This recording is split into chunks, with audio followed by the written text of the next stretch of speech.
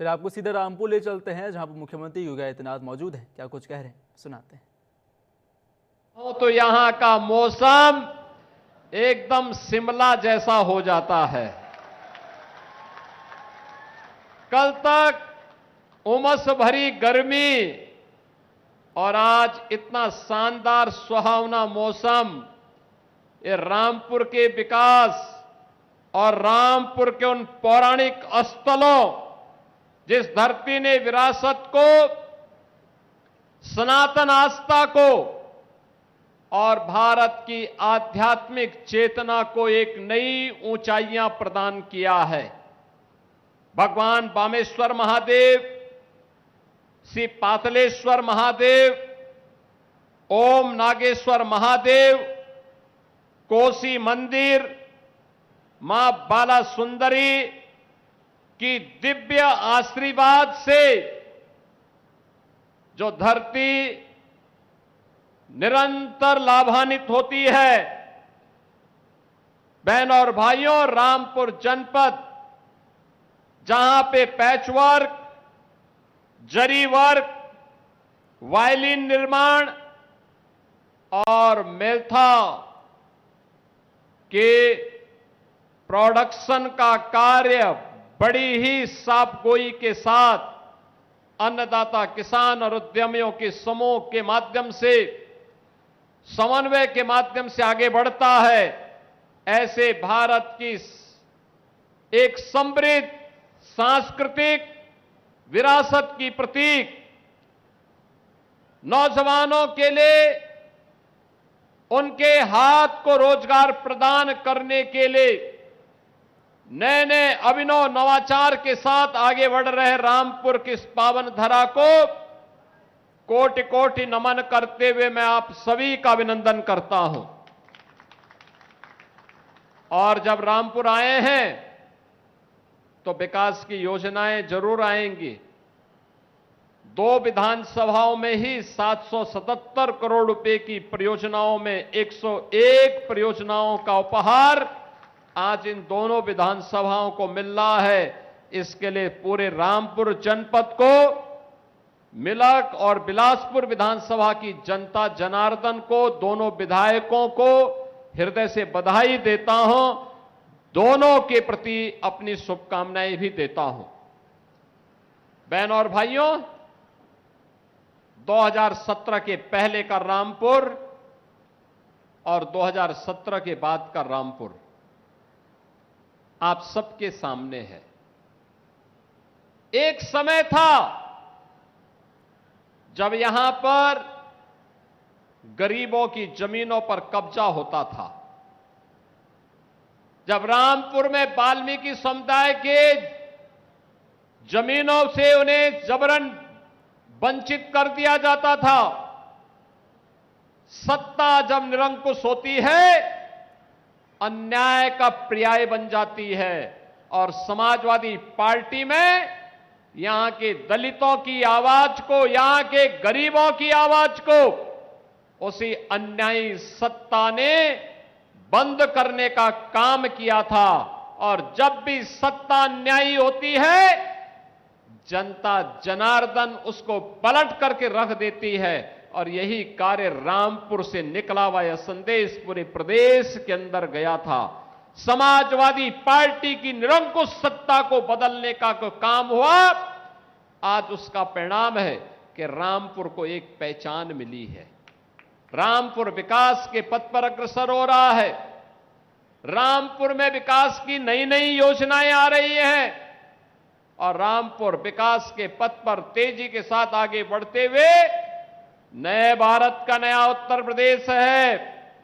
तो नया उत्तर प्रदेश के अंदर नया रामपुर भी आज पूरे प्रभावी ढंग से अपने विरासत और विकास की एक नई कार्य योजना के साथ कार्य करता हुआ दिखाई दे रहा है। बहनों और भाइयों, हमारे जब दोनों विधायक, मिलक की विधायक श्रीमती राजबाला जी के द्वारा, बिलासपुर के विधायक, उत्तर प्रदेश सरकार के मंत्री सरदार बलदेव सिंह ओलख जी के द्वारा जब अपनी बातों को यहां पर मंच के माध्यम से संबोधन दिया जा रहा था, उन्होंने बहुत स्पष्टता के साथ कहा कि विकास की कौन कौन सी योजनाएं जो पहले असंभव थी, आज डबल इंजन सरकार के कारण संभव हो पाई है। बहनों और भाइयों, आपने इन योजनाओं को संभव इसलिए बना दिया, ये डबल इंजन सरकार ने इसलिए बना दिया क्योंकि 2017 में प्रधानमंत्री मोदी जी के आह्वान पर उत्तर प्रदेश की जनता जनार्दन ने विश्वास किया। मोदी जी पे विश्वास आज इस विकास का आधार है। उन्हीं के मार्गदर्शन और नेतृत्व में उत्तर प्रदेश अब बीमारू राज्य की श्रेणी से उभर गया है। अब उत्तर प्रदेश बीमारू नहीं है, भारत की टॉप 3 अर्थव्यवस्था में उत्तर प्रदेश खड़ा है। सबसे तेज गति के साथ बढ़ती हुई अर्थव्यवस्था के रूप में आज उत्तर प्रदेश का नाम आता है। सबसे ज्यादा रोजगार देने वाला प्रदेश, सबसे ज्यादा अन्नदाता किसानों को अनुदान देने वाला प्रदेश, सबसे ज्यादा युवाओं के लिए रोजगार सृजन करने वाला राज्य,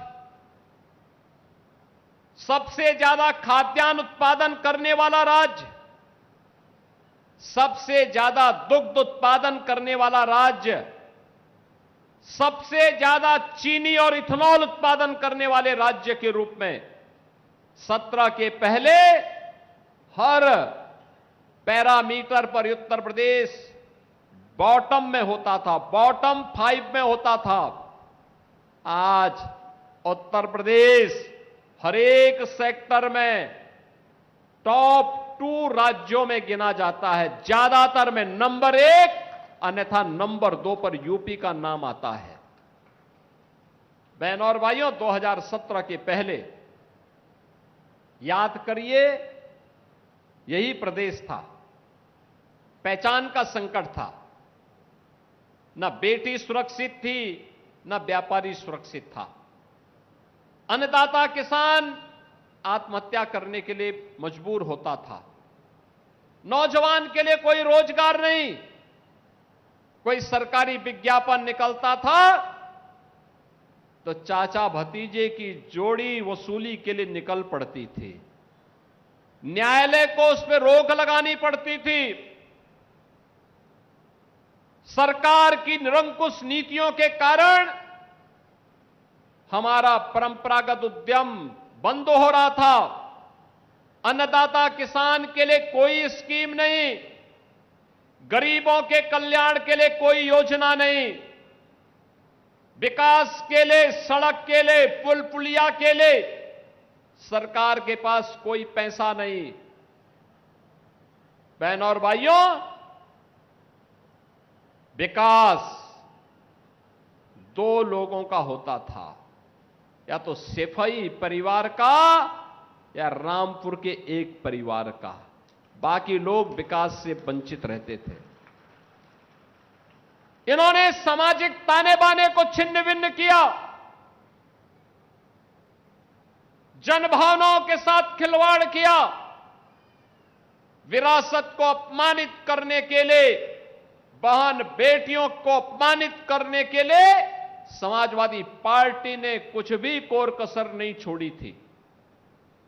बहनों और भाइयों, आज मैं कह सकता हूं, जिस उत्तर प्रदेश में विरासत का अपमान समाजवादी पार्टी की सरकार में होता था, वे कहते थे कावड़ यात्रा नहीं निकलने देंगे। उत्सव के पहले उपद्रव प्रारंभ हो जाते थे। कोई पर्व और त्योहार के पहले दंगों पंगे फसाद उत्तर प्रदेश की पहचान बन जाती थी। 2017 के पहले न होली, न दीपावली, न विजयादशमी, न रामनवमी, न सावन के महीने का कोई पर्व, न जन्माष्टमी के आयोजन को ही करने दिया जाता था। आज आप देखते होंगे कावड़ यात्रा धूम धड़ाके के साथ निकलती है, कोई रोक टोक नहीं। दुर्गा पूजा शानदार तरीके से होती है, कोई रोक टोक नहीं। दीपावली का आयोजन पूरी भव्यता के साथ होता है, कोई रोक टोक नहीं।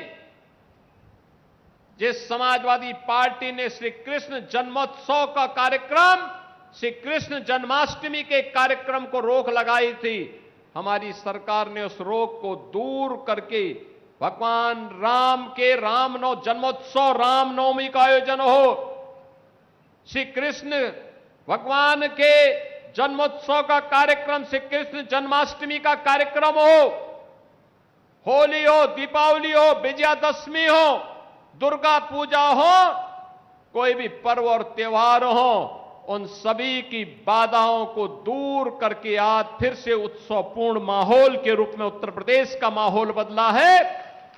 आज उसका परिणाम भी मिला है। विरासत को सम्मान दे करके कैसे अर्थव्यवस्था को आगे बढ़ाया जा सकता है, उत्तर प्रदेश उसका मॉडल बना है।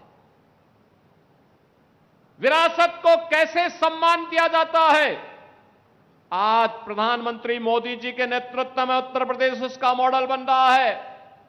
बहनों और भाइयों, आज अयोध्या में आप जाते हैं, रेल से जाएंगे, डबल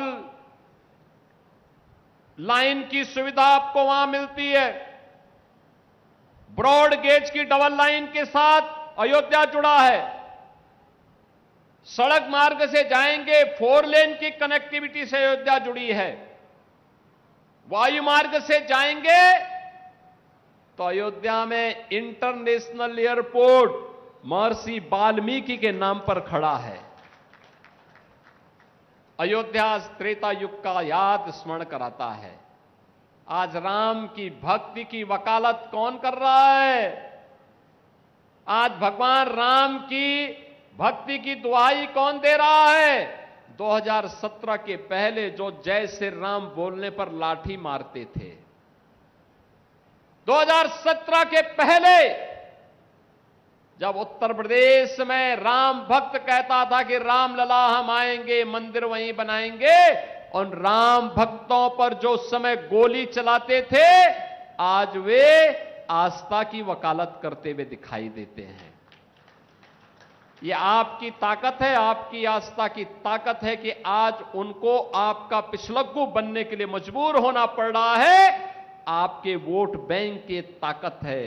अब उन्हें अपने आप पर पश्चाताप होता होगा, अपने कर्मों पर पश्चाताप होता होगा कि समाजवादी पार्टी गलत थी। वह कांग्रेस जो 2017 के पहले राम के अस्तित्व को ही नकार चुकी थी, श्री कृष्ण के अस्तित्व को ही नकार चुकी थी, आज वो भी कहती है कि राम तो सबके हैं। अब ये लोग सब मचल रहे हैं अयोध्या जाने के लिए, लेकिन प्रभु राम तो जग नियंता हैं, इस ब्रह्मांड के स्वामी हैं। वे भी जानते हैं सही कौन है और बुरा कौन है। भगवान राम की भक्ति तो हनुमान जी के अंदर इतनी ताकत पैदा कर देती है कि अगर लक्ष्मण जी को बचाने के लिए संजीवनी बूटी लेने के लिए जा रहे श्री हनुमान जी के साथ कोई कालनेमी छल छद्म से धोखा दे करके उन्हें इससे वंचित करने का कुत्सित प्रयास करता है, राम की भक्ति ऐसे कालनेमियों को पूरी तरह निपटाने में भी सहायक हो जाती है। और इसलिए चिंता की बात नहीं। उनकी चिढ़ तो है कि अयोध्या इतनी सुंदर कैसे हो गई। उनकी चिढ़ तो यह है काशी विश्वनाथ धाम इतना सुंदर कैसे हो गया। उनकी चिढ़ तो है मां विंध्यवासिनी का धाम इतना अच्छा कैसे हो गया। और उनकी चिढ़ तो है कि प्रयागराज का वैभव महाकुंभ के नाम पर देश और दुनिया को अपनी ओर कैसे आकर्षित कर दे रहा है।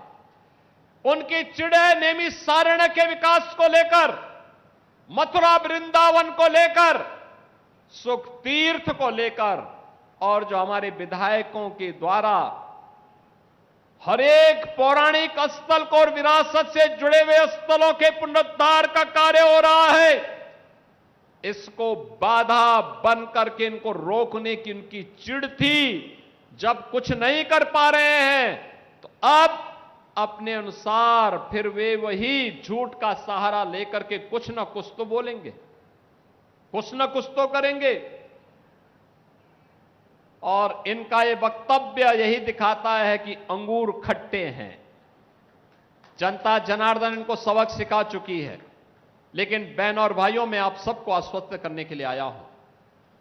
ये विरासत के सम्मान की बात हो या नौजवानों को नौकरी देने की बात, आज मुझे अच्छा लगता है जब हम लोग उत्तर प्रदेश सरकार में कोई सरकारी विज्ञापन निकालते हैं, उत्तर प्रदेश के नौजवान नौकरी प्राप्त करते हैं। यूपी के अंदर आज के दिन पर जो चीजें हैं, मैं देखता हूं जब कोई सरकारी नौकरी के हम नियुक्ति पत्र वितरित करते हैं, रामपुर के भी नौजवानों को नियुक्ति पत्र मिलता है तो मुझे अच्छा लगता है। ये नौजवान 2017 के पहले वंचित थे।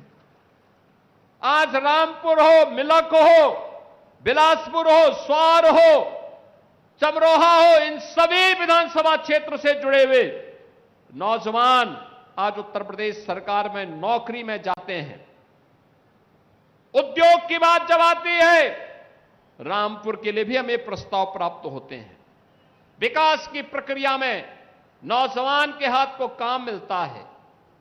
हर नौजवान, एक नौजवान जब अपने प्रतिभा और अपने परिश्रम का फल राज्य को देता है, तब उत्तर प्रदेश जैसा बीमारू राज्य जो कांग्रेस और सपा के पाप के कारण कभी बीमारू हुआ था, वह राज्य उस बीमारूपन से उबर करके आज भारत की अर्थव्यवस्था का ग्रोथ इंजन बन करके टॉप 3 इकोनॉमी के रूप में अपने आप को स्थापित करता है।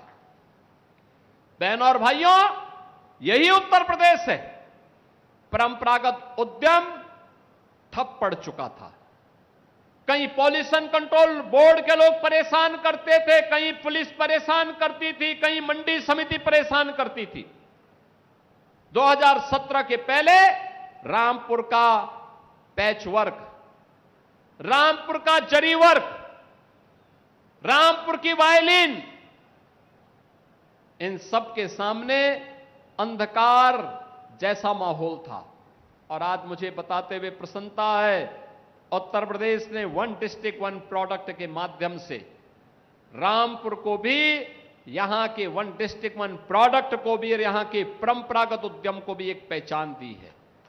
बहनों और भाइयों, आप अंदाजा इसी से लगा सकते हैं, चाकू अगर गलत व्यक्ति के हाथों में पड़ेगा तो उससे डकैती डालेगा। समाजवादी पार्टी रामपुर के चाकू का दुरुपयोग करके जनता की जमीनों पर कब्जा करती थी, जनता को प्रताड़ित करती थी, उन्हें हतोत्साहित करती थी, उनका शोषण करती थी।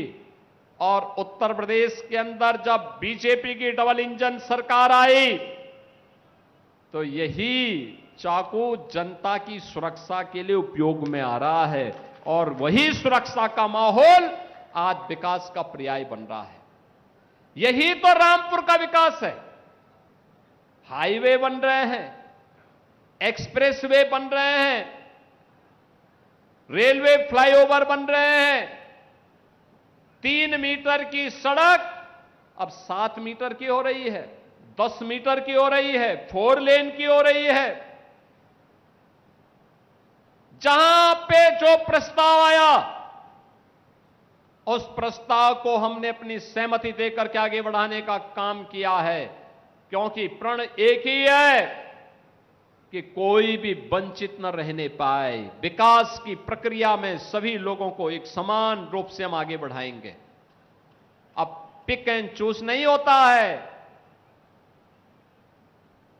पिक एंड चूज नहीं होता है कि बिजली सेफई में आएगी लेकिन पीलीभीत में नहीं आएगी। क्यों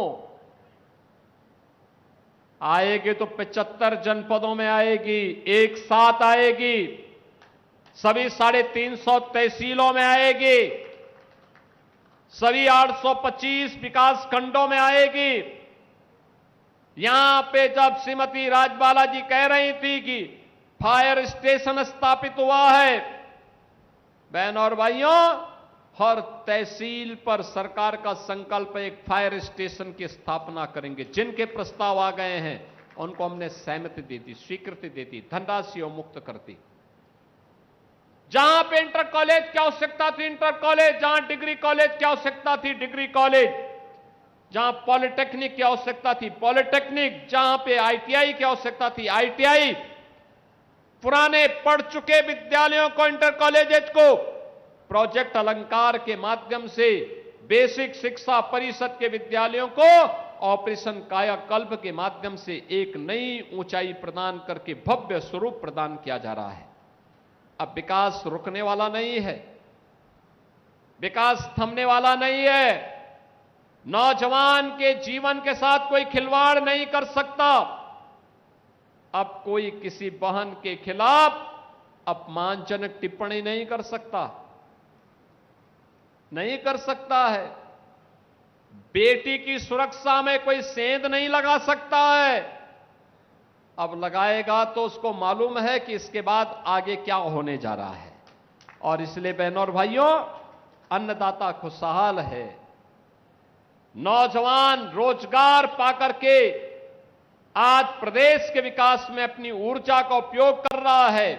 हमारा उद्यमी फिर से एमएसएमई वर्क के माध्यम से फिर से उत्तर प्रदेश को पहचान दिला रहा है। 96 लाख एमएसएमई यूनिट, हर एमएसएमई यूनिट को उत्तर प्रदेश सरकार ने 5 लाख रुपए का सुरक्षा बीमा का कवर भी कराया है।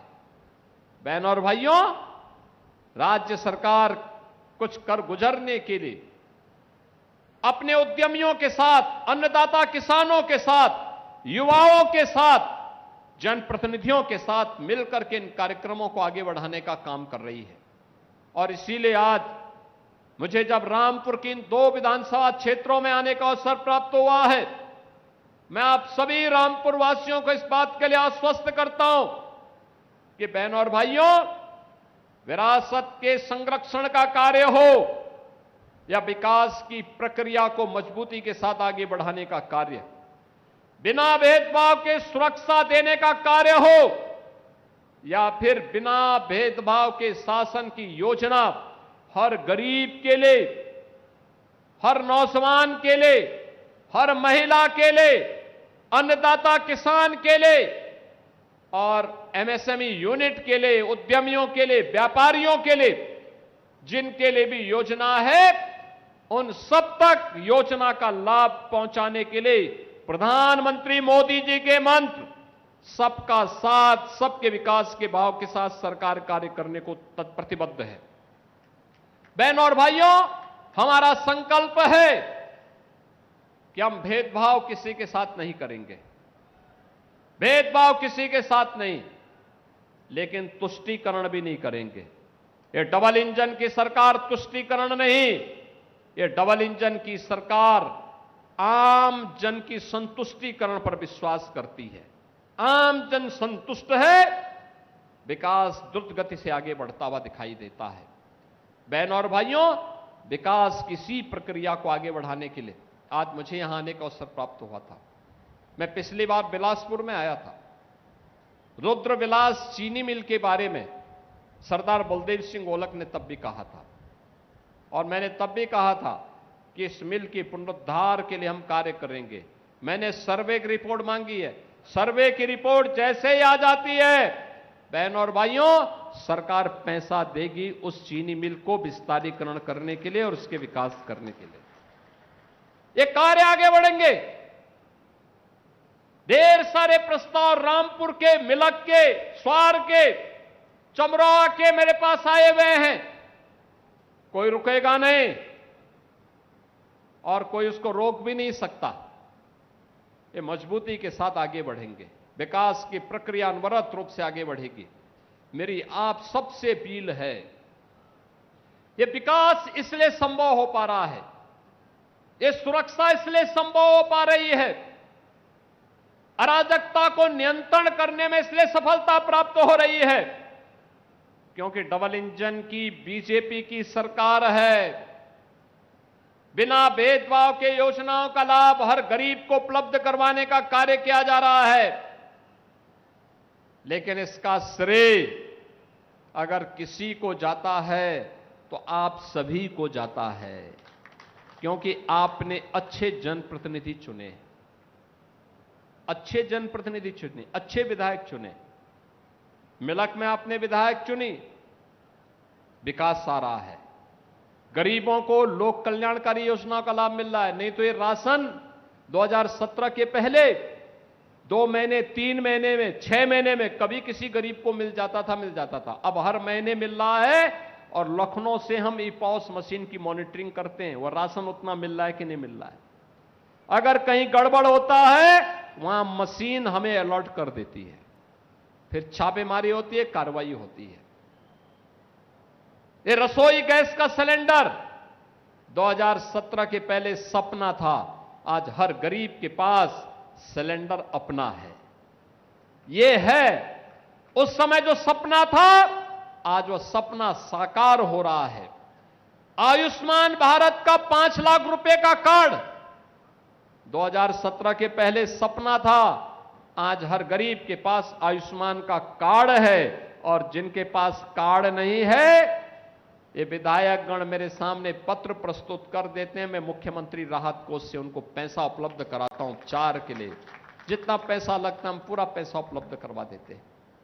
बहनों और भाइयों, जब सरकारें अच्छी आती हैं तो विकास भी अच्छा होता है, गरीबों का कल्याण होता है। इंफ्रास्ट्रक्चर जब अच्छा होता, अच्छा रोड बनता है, अच्छे ब्रिजेज बनते हैं, तो ये आपके 4 व्हीलर के, आपके 2 व्हीलर की ही स्पीड को नहीं बढ़ाता है, अर्थव्यवस्था की स्पीड को भी ये बढ़ाता है। अर्थव्यवस्था किस गति से आगे बढ़नी है, ये तय करता है आपका इंफ्रास्ट्रक्चर। अगर इंफ्रास्ट्रक्चर कमजोर है तो इकोनॉमी भी गर्त की तरफ जाती है और दुर्गति की ओर लेके जाती है। अर्थव्यवस्था गर्त में जाने का मतलब सामान्य नागरिकों को दुर्गति की ओर धकेलना। अच्छा इंफ्रास्ट्रक्चर है, उसमें गति है, तो वह गति ही अर्थव्यवस्था की प्रगति का, समृद्धि का कारण बनता है। आम नागरिक के जीवन में वही संतुष्टि का कारण भी बनता है, उनकी प्रगति का वही कारण भी बनता है। और वही प्रगति के साथ जोड़ने के लिए आज डबल इंजन की सरकार ये सभी कार्य कर रही है। अभी तो आपने देखा होगा ये 4 लेन की कनेक्टिविटी आपकी अच्छी हुई है। अभी गोरखपुर शामली इकोनॉमिक कॉरिडोर ये भी रामपुर से होते हुए निकल रहा है। बहनों और भाइयों, यह गोरखपुर से सिलीगुड़ी को भी जोड़ेगा और शामली को पानीपत के साथ जोड़ करके विकास को और मजबूत करने जा रहा है। यानी आने वाले समय में विकास की प्रक्रिया और मजबूती के साथ आगे बढ़ेगी। मैं आज के इस अवसर पर इस 777 करोड़ रुपए की परियोजना के लिए इन दोनों विधायकों को धन्यवाद देता हूं। आप सभी जनता जनार्दन को और दोनों विधानसभाओं को, वहां की जनता जनार्दन को हृदय से बधाई देता हूं और विश्वास करता हूं अच्छे जनप्रतिनिधि चुनोगे तो विकास भी होगा, गरीब कल्याणकारी कार्यक्रमों को भी आगे बढ़ाने में मदद मिलेगी और साथ साथ सुरक्षा का बेहतर वातावरण दिलाने में मदद मिलेगी। इसी विश्वास के साथ आप सबके प्रति मेरी मंगलमय शुभकामनाएं हैं और विश्वास करता हूं कि आप सब विकास की प्रक्रिया के साथ इसी मजबूती के साथ जुड़े रहेंगे। आप सभी के प्रति मेरी मंगलमय शुभकामनाएं हैं। धन्यवाद। जय हिंद, जय जय श्री राम।